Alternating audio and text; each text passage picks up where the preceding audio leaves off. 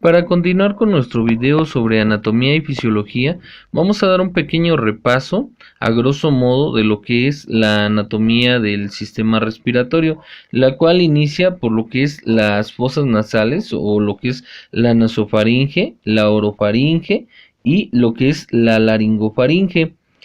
Posteriormente tenemos lo que es la laringe, la cual vamos a dividir en lo que es el cartílago tiroides, el cartílago cricoides, y más abajo tenemos lo que es la tráquea. Es importante señalar que la tráquea es la división, o en este caso el cartílago cricoides o laringe, o la parte de la laringe, es la división de la vía aérea superior, y la vía aérea inferior inicia a partir de lo que es la tráquea.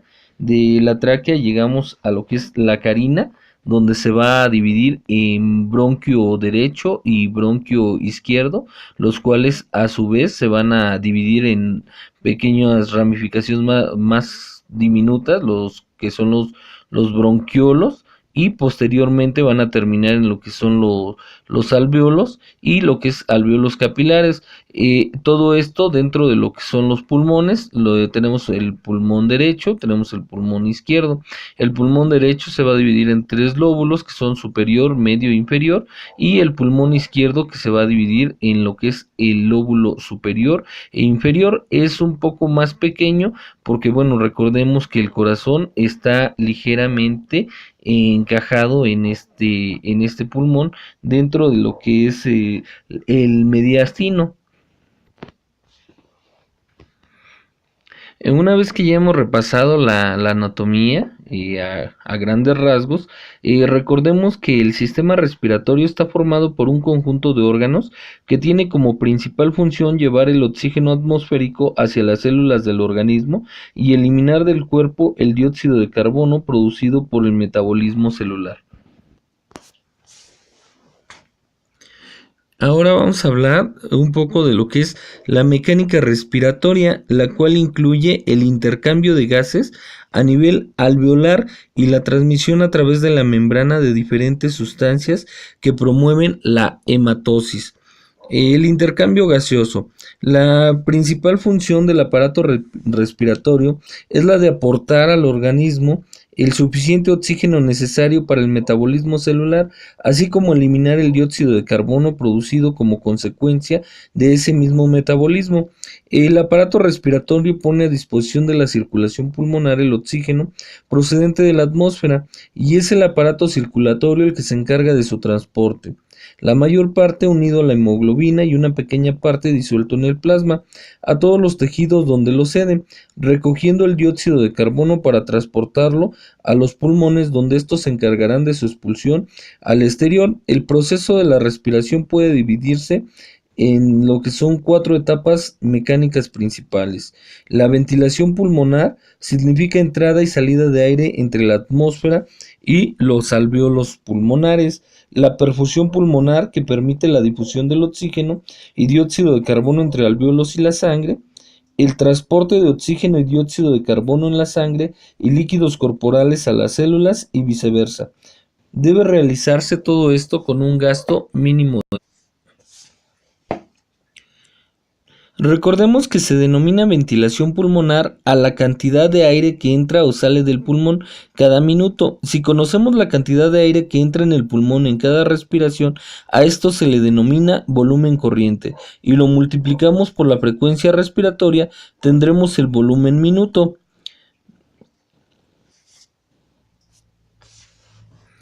Presiones normales de oxígeno en el aire atmosférico. La presión se mide en varias unidades, como son centímetros de agua, kilopascales o milímetros de mercurio. Si se toma como referencia el centímetro de agua, esto significa la presión que ejerce el agua en un cilindro que tiene 1 centímetro de alto sobre una superficie de 1 centímetro cuadrado, que es igual a 1 centímetro de agua. La equivalencia en kilopascales o en milímetros de mercurio es: 1 centímetro de agua es igual a 0.1 kilopascal y 1 centímetro de agua es igual a 0.73 milímetros de mercurio. La presión atmosférica, también denominada presión barométrica, oscila alrededor de 760 milímetros de mercurio a nivel del mar. El aire atmosférico se compone de una mezcla de gases, los más importantes, el oxígeno y el nitrógeno. Si sumamos las presiones parciales de todos los gases que forman el aire, obtendremos la presión barométrica, es decir, presión barométrica igual a la presión del oxígeno más la presión del nitrógeno más la presión de otros gases. Si conocemos la concentración de un gas en el aire atmosférico, podemos conocer fácilmente la presión en que se encuentra dicho gas en el aire. Como ejemplo, vamos a suponer que la concentración de oxígeno es del 21%. La fracción de oxígeno es igual a 21%, igual a 21 entre 100 igual a 0.21. Por cada unidad de aire, 0.21 parte corresponde al oxígeno. Si el resto del aire fuese nitrógeno, la fracción de este gas representaría el 79%. Si tenemos en cuenta que el aire atmosférico está formado cuantitativamente por oxígeno y nitrógeno, el resto se encuentra en proporciones tan pequeñas que los despreciamos. Conforme nos elevamos del nivel del mar, por ejemplo, la subida a una montaña, la presión barométrica va disminuyendo y consecuentemente la presión de los diferentes gases que conforman el aire, entre ellos el oxígeno. Recordemos que el oxígeno pasa de los alvéolos a los capilares pulmonares y que el CO2 se traslada en sentido opuesto simplemente mediante el fenómeno físico de la difusión. El gas se dirige desde la región donde se encuentra más concentrado a otra de concentración más baja. Cuando la presión del oxígeno en los alvéolos desciende hasta cierto valor, la sangre no podrá enriquecerse lo bastante de oxígeno como para satisfacer las necesidades del organismo, y con ello la demanda de oxígeno del cerebro no estará suficientemente cubierta, con lo que aparecerá el llamado mal de montaña, con estados nauseosos, cefalia e ideas delirantes. A los 11.000 metros de altura la presión del aire es tan baja que aunque si se respirase oxígeno puro, no podríamos obtener la suficiente presión de oxígeno y por tanto disminuiría el aporte del mismo a los capilares, de forma tal que sería insuficiente para las demandas del organismo. Es por esta causa que los aviones que se elevan sobre los 11.000 metros van provistos de dispositivos que impulsan el aire al interior de la cabina, de forma de que se alcance una presión equivalente a la del nivel del mar, o sea, 760 milímetros de mercurio, y es por estas mismas causas que los enfermos respiratorios no deben vivir en lugares montañosos donde está disminuida la presión atmosférica. El aire entra en el pulmón durante la inspiración y esto es posible porque se crea dentro de los alvéolos una presión inferior a la presión barométrica y el aire como gas que es se desplaza de las zonas de mayor presión hacia las zonas de menor presión. Durante la inspiración el aire sale del pulmón porque se crea en este caso una presión superior a la atmosférica gracias a la elasticidad de los pulmones. Todo el aire que entra en los pulmones en cada respiración, solo una parte llega a los alvéolos. Si consideramos un volumen corriente de 500 centímetros cúbicos, en una persona sana, aproximadamente 350 mililitros llegan a los alvéolos y 150 mililitros se quedarán ocupando las vías aéreas. Al aire que llega a los alvéolos se le denomina ventilación alveolar y es el que realmente toma parte en el intercambio gaseoso entre los capilares y los alvéolos.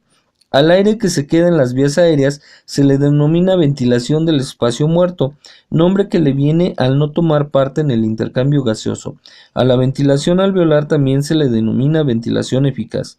El espacio muerto se divide en espacio muerto anatómico. Se extiende desde las fosas nasales pasando por la boca hasta el bronquio.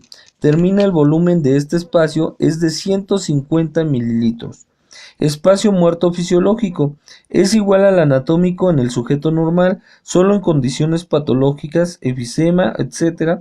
Es distinto al anatómico y comprende los alvéolos que están hiperinsuflados y el aire de los alvéolos están ventilados pero no perfundidos. Espacio muerto mecánico es aquel espacio que se agrega al anatómico producto de las conexiones de los equipos de ventilación artificial o de anestesia. El espacio muerto puede aumentar con la edad por pérdida de elasticidad, al igual que durante el ejercicio, y disminuir cuando el individuo adopta el decúbito. Aplicando la fórmula que ya conocemos, con una presión barométrica de 760 milímetros de mercurio y una fracción de oxígeno del 20.9%, tenemos una presión de oxígeno atmosférico de 152 milímetros de mercurio.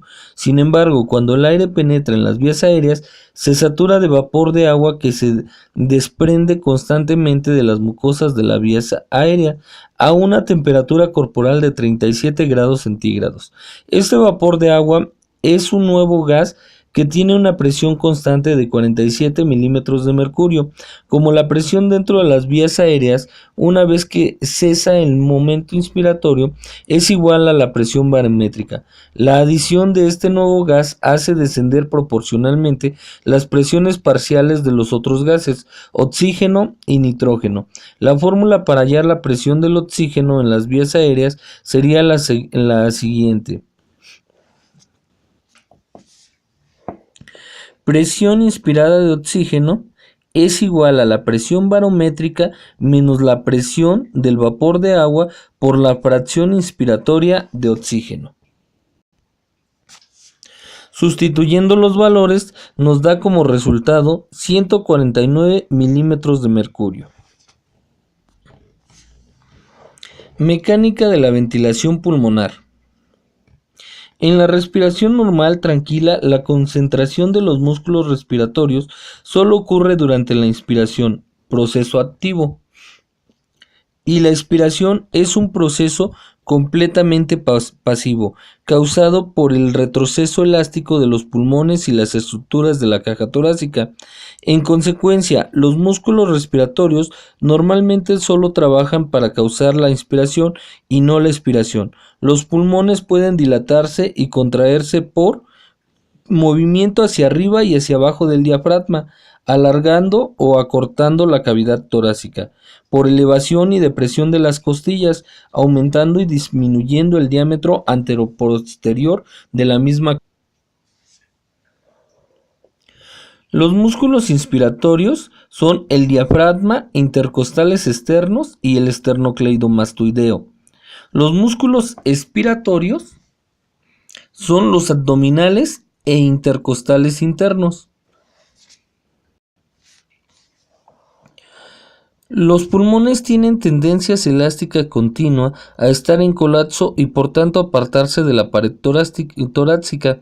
Esto está producido por dos factores. El primero, numerosas fibras elásticas que se estiran al hincharse los pulmones y por tanto intentan acortarlos. Y el segundo, la tensión superficial del líquido que reviste los alvéolos también produce una tendencia elástica continua de estos para estar colapsados. La adaptabilidad pulmonar es la facilidad con que los pulmones se dejan inflar en relación a la presión de inflación. Esto significa que cada vez que la presión alveolar aumente en 1 centímetro de agua, los pulmones se expanden 130 milímetros. Volúmenes pulmonares. Para facilitar la descripción de los acontecimientos durante la ventilación pulmonar, el aire en los pulmones se ha subdividido en diversos puntos del esquema en 4 volúmenes diferentes y 4 capacidades diferentes. A.